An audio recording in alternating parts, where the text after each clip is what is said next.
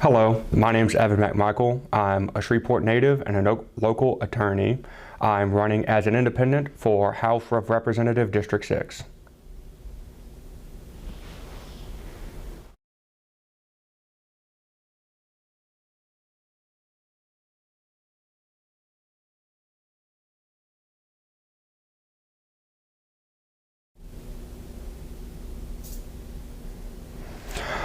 So when I first became an attorney and moved back to Shreveport, I got a job working as a public defender. It's what I've done for the better part of 2 years now.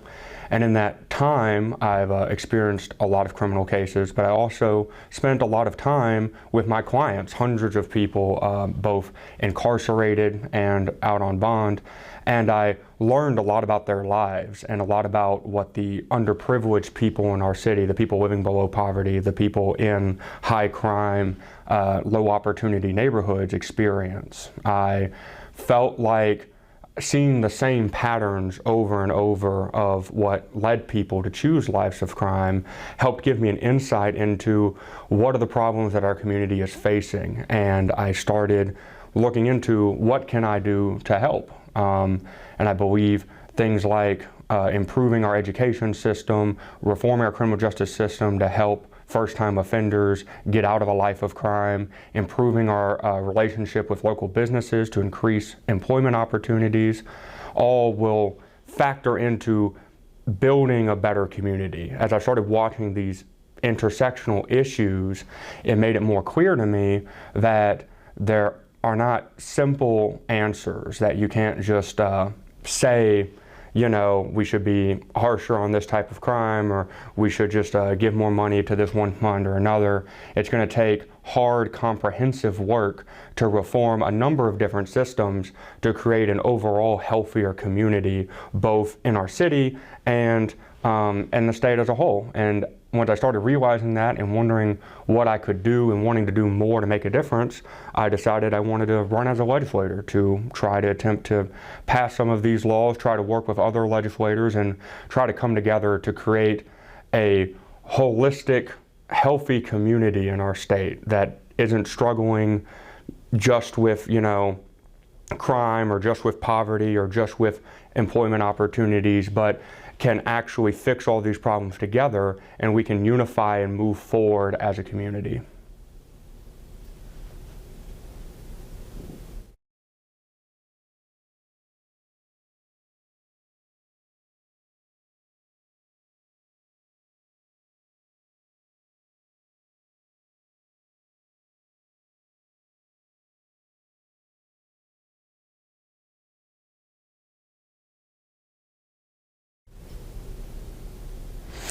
I think the key component is,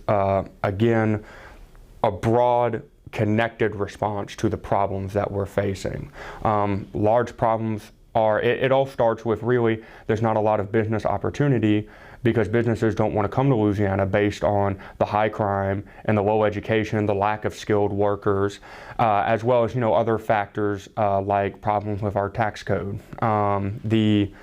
Then when businesses don't want to open, particularly in Northwest Louisiana, but in the state as a whole, then there's less employment opportunities for people. People cannot make the money they need to survive, to feed their children, to pay for their housing, to pay for their children's school. They often they struggle, they have to rely on state funding, state welfare programs, state health insurance, which then drives up the cost of what the state is paying for and reduces what the state can do as more people have to be on those programs. It also creates situations where lots of people, particularly impoverished men, turn to lives of crime, selling drugs, committing thefts, committing burglaries, in an effort to make money to support their families. It's something that I saw a lot in my time as an attorney, and that then precipitates those individuals who become criminals and enter our prison system. They're not around to raise their own children, and their children may experience high levels of truancy, may have to be on government programs. They don't have the benefits of having both their parents around, and ultimately it becomes a cyclical nature where our communities on several levels are just failing our lowest socioeconomic neighborhoods and class of people. And this ultimately creates an environment that people don't want to move to Louisiana, businesses don't want to move to Louisiana, and people who do become successful often want to leave. They want to go to more prosperous states in order to make more money because there's more businesses there, and it creates this continuing cycle. So what we need to do is provide the opportunity for people who are graduating high school, provide quality education for those young kids, provide ways to reduce criminal recidivism, and all of this will eventually start leading to us building a better community that businesses from across the nation will want to come here. If we have more skilled workers, we have less crime, we have better neighborhoods, people will want to come.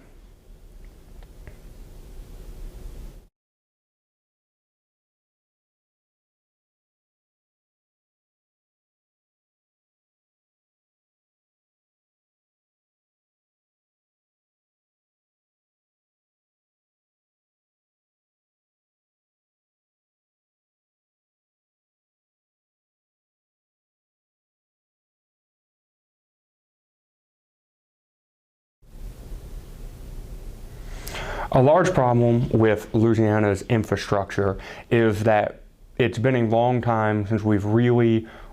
updated and rethought how we fund it. A lot of the infrastructure is still based on the petroleum industry, which, as we all know, has been a little bit more in flux in recent years as new energy is evolving, and just as inflation goes, a lot of our old tax and funding programs from the 80s, when we were in a large petroleum boom, that same dollars just don't go as far, just like it does for individual citizens, that our money doesn't go as far when we experience inflation. The same is true for the government. So I think the key statewide, and then especially in Northwest Louisiana, is that we need to rethink how we fund these infrastructure programs and try to develop some way, take a look at some of other states that have phenomenal infrastructure. A great example is always going to be our neighbor Texas. Their infrastructure is in fantastic shape every time I go there, and kind of look at what are they doing to fund it? How have they kept pace with a changing world, being able to maintain their road systems? It's a complex problem because we have such a backlog and deficit of funding those infrastructure projects that the longer it goes on, the more our roads, our bridges, as well as our water systems, our communication systems, our electrical systems all start to degrade. We need to think about how we fund these things and really try to come up with some new out-of-the-box comprehensive plan on how are those systems used, where does that stress come from, and how can we pass new funding legislation that is less reliant on the fuel industry and is able to more accurately equate how much money the state is getting with how much that infrastructure is being used.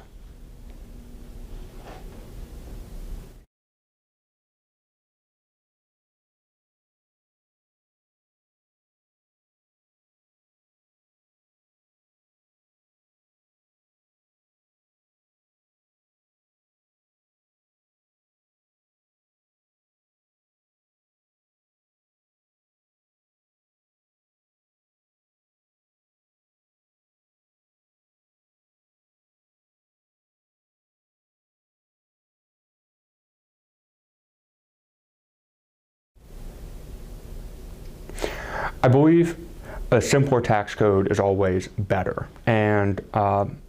most economists agree that the best way to simplify a tax code and to make it easier to understand and less burdensome on the people is to broaden the base of who pays the taxes and try to lower the rate for each individual as much as possible. So I do believe that eliminating unnecessary exemptions, trying to move to a more broad scale that everyone pays the same percent as much as possible will result in a more consistent cash flow for the state in being able to more reliably know how much money they're going to receive, while also reducing the impact on each individual person on what they're experiencing. I also believe in trying to create as much work as much as we can with local business, which is just the bedrock of our state, but also our community economies, not just from the businesses themselves, but from the people they employ, and trying to work with local businesses to create tax exemptions based on if they employ unemployed people, to try and get people off of unemployment and back into working, contributing jobs, trying to create a system where we can benefit businesses for creating jobs in their community. I also believe that we should find some way to bring in more state revenue for the government through our tourism industry. It's one of the most important parts of Louisiana's ecosystem, not just in South Louisiana, but in North Louisiana as well. We have, hundreds of thousands of people come to our festivals, enjoy our food and our music, and I do want to work with the legislature to see if we can find some way to benefit not just the communities and the businesses that they spend their money at, but find some way to fund the government with when all those people travel to our state and experience our culture, and we can use that money to help benefit the citizens here.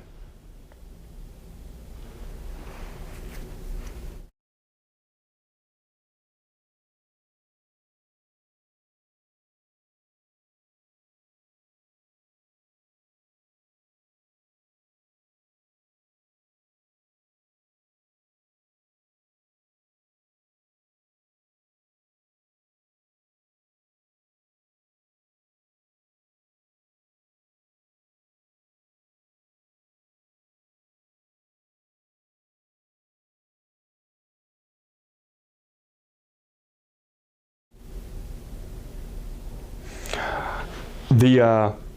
education is probably the most important issue that we face as a society, because there's nothing more important for us to invest in than our future, and our children are always the future. The early developmental years of ages 3 and 4 and 5 are some of the most crucial times of child development and child learning, where the human brain is just absorbing more information than at any other point in their life. Children who don't receive the same quality of education during that time frame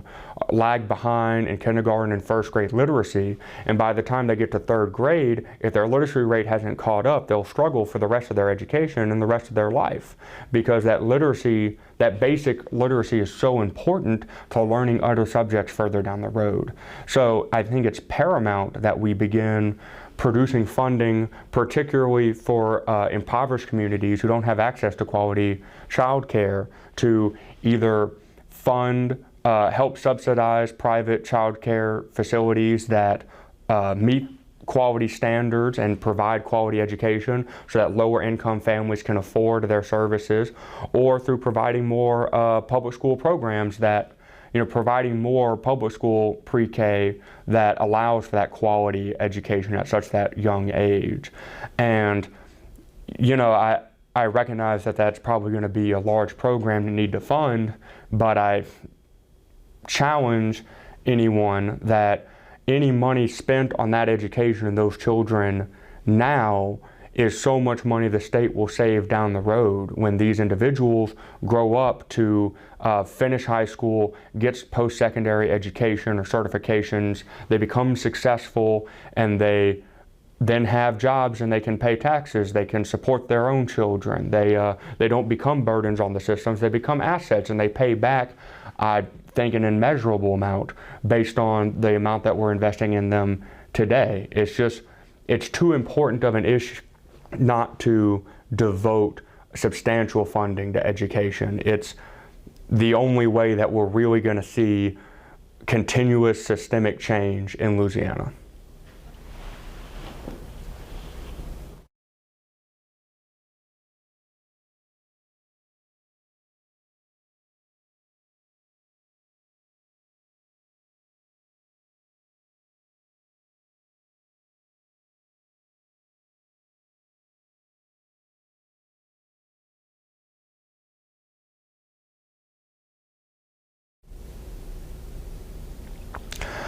I believe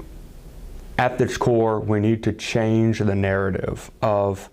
grade education, particularly in high school. We have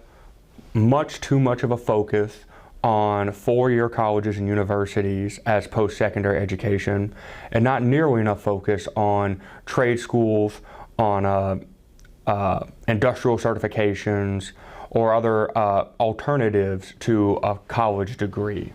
A college degree isn't about how smart somebody is, or necessarily even about how willing they are to work. It's about what are they passionate about, and what do they have the talent for, and what do they want to devote their life to doing. Many talented people are failed by our education system because it's too focused on trying to fit everyone into the same box. You can't judge a fish by its ability to climb a tree. We have in a lot of parishes disjointed different programs to promote trade schools among high schools, but I believe we should take that a step further, and it should be one of the primary focuses of our public school system. I believe every freshman high schooler should get a chance to sit down with a counselor, perform aptitude tests, get some different ideas, not just about what they might want to major in college, but what other career opportunities are available to them and what other alternative educations they can get to get there. And then I do believe that as sophomores and juniors, they should have the chance to get outside of the same classroom and studying the same subjects. I do believe in a foundational education and the same core classes that we've always seen. But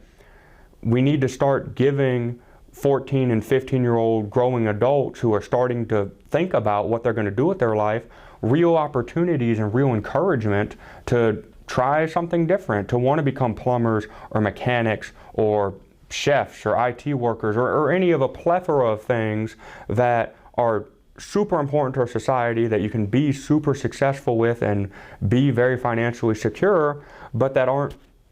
you don't have to go to college. It's just not necessary. I think this will also help a lot with the issues of truancy, because that's what drives a lot of truancy. These kids get to 10th or 11th grade, they don't want to go to college, they don't care about advanced mathematics or chemistry or whatever subject they don't like, and they feel like they have no other options. So they say, I'm just going to quit high school and go work because I've got brothers and sisters that need help. Maybe, I got to help my mom out with the bills. But at the end of the day, we need to encourage people to be the best that they can be and give them the options to flourish.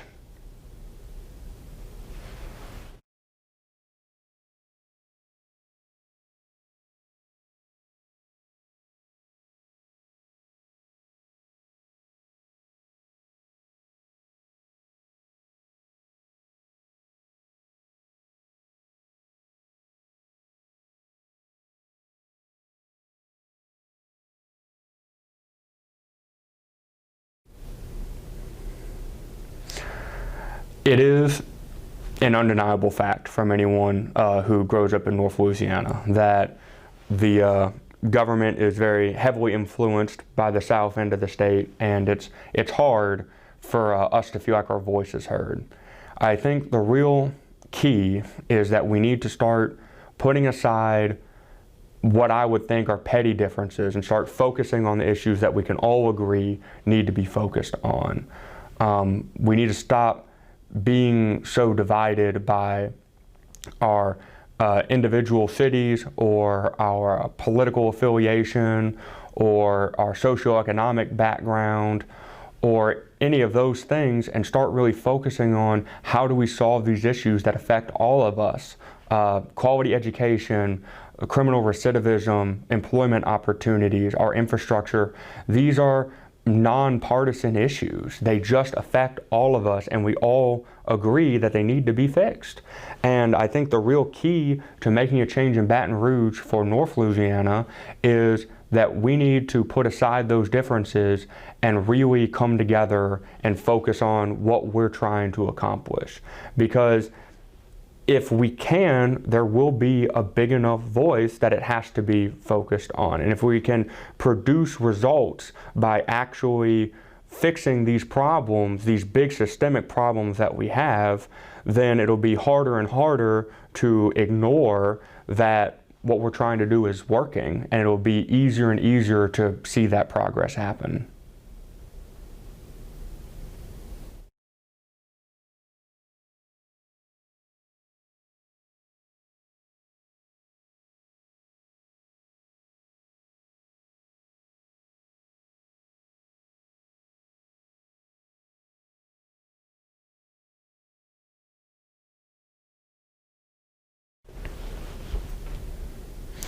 I believe the petroleum sector has been an enormous blessing to the state of Louisiana. So much of the wealth that the state has had, so much of the foundation of the infrastructure that we have, as problematic as it is, we wouldn't be anywhere close to where we are today without the abundance of oil and natural gas in the state. And it would be foolish to do anything other than to continue to try and use that to build something else. But we have to think of it just like someone would think of their stock investment portfolio. We have this amount of fossil fuels. It is limited, but we have a lot. We should use it while we have it now to invest it into new projects that can sustainably move us forward in the future. Not just to produce our energy, but also to build our economy and to bring in funds for the state. I believe we should work with the oil and gas industry as we always have, but focus on how we can increase their ability to make money, their ability to bring wealth into the state, and then with that additional wealth, how can we reinvest it back into our future to create sustainable growth for the next decades or centuries even in Louisiana's changing economy.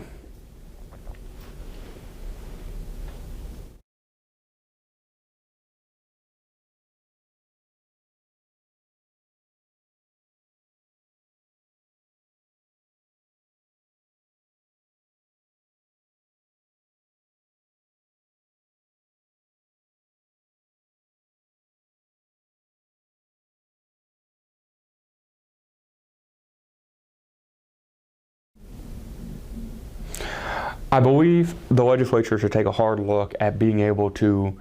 empower local municipalities and local parishes to be able to address the problem. It is certainly an issue, not just from the sense of blight being aesthetically unpleasing or creating continuing problems in impoverished neighborhoods, but there's a deep fundamental idea in the civil law and Louisiana's legal traditions of property is that property is meant to be used to enrich the owner and society around it. It's meant to be used, built upon, improved, and as we continue to let these properties degrade with no plan to fix it, we're not just looking at that buildings are ugly or that they're empty cities or that they become, they breed crime, but it's actively stagnating our economy. All of those properties that are blighted, laying empty, could be home for businesses, could be neighborhoods for people to move from out of the state to bring their jobs and their education and experience in. So I believe the legislature should work with empowering cities and parishes to try and clear those titles, perhaps, exercise some level of eminent domain and turn those blighted properties over to developers, to businesses who are local, who's actually going to invest in our communities to build something that's sustainable and keeps growing instead of stagnating.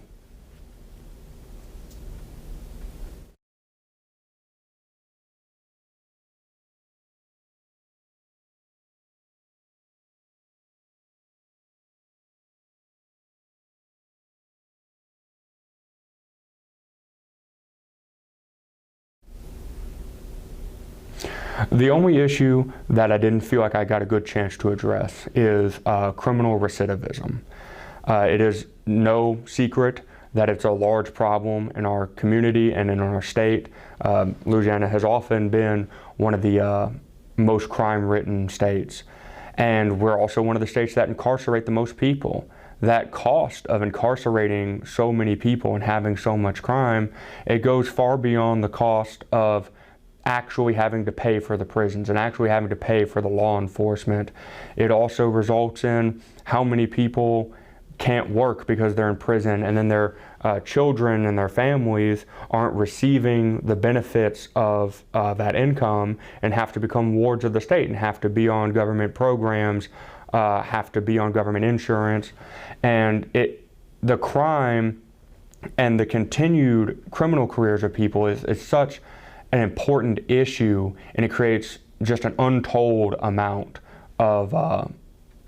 destruction in our state, and we're losing so much money and so much opportunities. So I believe one of my goals, if elected, is to combat recidivism by focusing on nonviolent first-time offenders, people who aren't bad people, they just make mistakes, maybe because they didn't have a quality education, maybe because they didn't come from a stable family, but are young enough and have committed offenses that are not serious enough that they can still be reformed, and giving them more chances for probated sentences that actually give them education opportunities. Let them maybe get their GED if they never finished high school, maybe get a certification if they never had any post-secondary education, and get them into a gainful employment opportunity. And most people, most of these young men from 18 to 24 who are committing these low-level felonies, if you give them a job that's sustainable, give them something that they can take pride in, that they can do that work, they don't want to go back to a life of crime. And I think we really need to address how we punish these first-time offenders, whether or not we're looking to punish them or whether or not we really want to reform them. And so that's one thing that I really am going to focus on if elected.